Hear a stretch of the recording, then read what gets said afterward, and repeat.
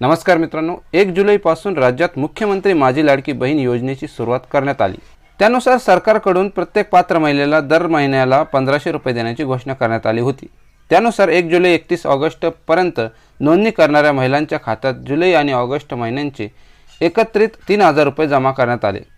आतापर्यंत राज्यातील जवळपास 1.5 कोटीहून अधिक महिलांना लाडकी बहीण योजनेचा लाभ मिळाला आहे।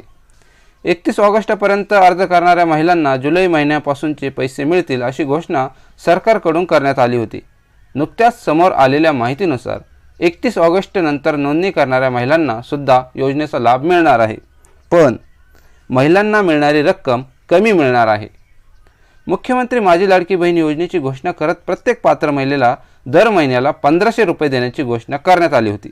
त्यानुसार योजनेत सहभागी होण्यासाठी 31 ऑगस्टपर्यंत नोंदणी करण्याची अंतिम मुदत होती। 31 ऑगस्टपर्यंत नोंदणी करणाऱ्या महिलांच्या खात्यात जुलै आणि ऑगस्ट या 2 महिन्यांचे पैसे एकत्रित जमा करण्यात आले आहेत। मात्र 31 ऑगस्ट नंतर नोंदणी करणाऱ्या महिलांना फक्त त्याच महिन्यांचा लाभ मिळणार आहे, जुलै ऑगस्टचा लाभ मिळणार नाही।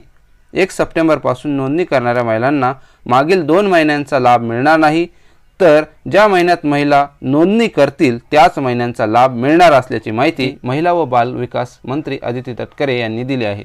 म्हणजेच 1 सप्टेंबरपासून अर्ज करणाऱ्या महिलांना जुलै ऑगस्ट महिन्यांचे पैसे मिळणार नसून फक्त सप्टेंबर महिन्यांचे 1500 रुपयेच मिळतील व तिथून पुढे प्रत्येक महिन्याला त्यांच्या खात्यात 1500 रुपये जमा होतील।